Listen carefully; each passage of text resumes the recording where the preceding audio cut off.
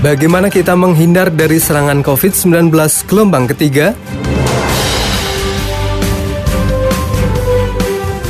Di tengah menurunnya kasus COVID-19 dalam beberapa bulan terakhir, seiring dengan penurunan PPKM berlevel di sejumlah daerah, kini sejumlah daerah kembali mengalami kenaikan kasus COVID-19.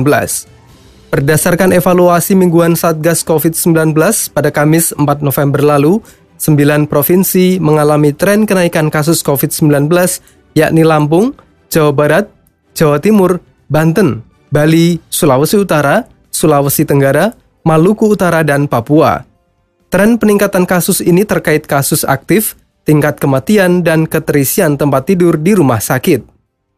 Satgas COVID-19 melaporkan tingkat kasus aktif di Indonesia saat ini 0,29%, dengan tingkat kematian 3,38%. Sementara tingkat keterisian tempat tidur di rumah sakit atau bed occupancy rate mencapai 3,62%. Sebanyak 130 kabupaten kota pun dilaporkan mengalami kenaikan kasus sepekan terakhir. Lantas, apa dan bagaimana kita menghindar dari serangan COVID-19 gelombang ketiga? Upaya antisipasi ekstra seperti apa yang bisa kita lakukan untuk memastikan tak terjadi euforia sehingga tak membuat lengah masyarakat pada protokol kesehatan? Dr. Siti Nadia Tarmizi, juru bicara vaksin COVID-19 Kementerian Kesehatan, saat diwawancara Radio Idola Semarang Senin 8 November lalu mengatakan, dalam beberapa waktu terakhir terjadi peningkatan kasus di beberapa kabupaten kota di Indonesia. Namun secara nasional masih di bawah 500 kasus COVID-19 per hari. Kalau kita lihat per kabupaten kota, kita melihat adanya beberapa kabupaten kota yang ada peningkatan kasus. Walaupun peningkatan kasusnya ini tidak signifikan ya, karena kita tahu bahwa penularan COVID-19 ini masih terjadi. Dan kita sudah ketahui kita belum bisa membuat sampai dengan kasus ini menjadi 0. Atas situasi ini, menurut Dr. Siti Nadia Tarmizi, pemerintah selalu mengingatkan bahwa pandemi COVID-19 belum berakhir, sehingga kita tak boleh lengah dan terlena pada protokol kesehatan. Karena itulah mengapa kita selalu katakan pandemi ini belum selesai. Karena memang penularan itu masih terjadi di dalam masyarakat. Dikatakan Siti Nadia Tarmizi, salah satu hal yang dikhawatirkan pemerintah adalah potensi mutasi virus corona, khususnya varian Delta dan variannya. Karena di Indonesia tadi saya sampaikan sudah ada 22.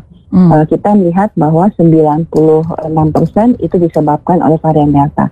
Di Inggris dilaporkan bahwa yang melaporkan adanya varian Delta AY4.2 itu paling banyak di negara Inggris. Ya.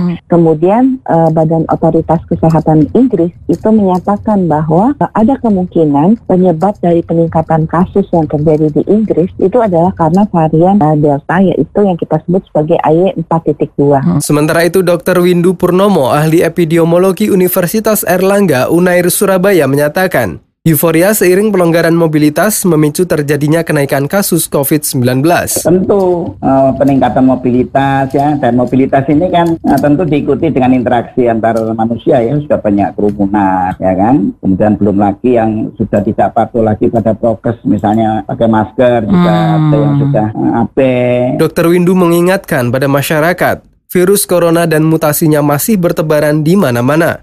Ia mencontohkan di beberapa negara tetangga di Asia maupun Eropa, kasus COVID-19 kini juga melonjak lagi. Contoh saja negara tetangga kita, misalnya Singapura Singapura dan Australia, itu kan sudah nyaris zero case ya sejak September 2020 sampai bulan Mei itu ya, Mei 2021 sudah 8 bulan lebih lah mereka zero case itu, ya sudah nyaris zero case. Naik lagi kan? Iya. Nah, kita aja belum pernah zero case kan, ya kan? Nah, jadi artinya hati-hati, ada pelajaran yang bisa ditarik dari banyak daerah, banyak negara gitu loh. Dr. Windu meminta masyarakat jangan terlena meskipun penanganan COVID-19 saat ini relatif semakin membaik. Namun ketika kasus turun belum tentu aman. Jadi jangan menganggap kalau kasus itu turun kemudian aman, tidak. Ya, kita sudah lebih baik sekarang, tetapi belum aman gitu ya. Jadi artinya ini masih ada ancaman kan ya. Ancamannya itu masih ada ancaman. Di akhir tahun ya, akhir tahun ini ada potensi bisa nih ke depannya. Iya, mobilitas pasti naik. Atas kondisi itu maka kita sepakat dengan Satgas Penanganan COVID-19 yang meminta semua kepala daerah, terutama di provinsi yang mengalami kenaikan kasus, perlu segera menekan laju penularan kasus. Langkah antisipasi untuk mengendalikan penularan COVID-19 perlu diperketat terutama menjelang libur Natal dan Tahun Baru yang berpotensi memicu peningkatan mobilitas warga.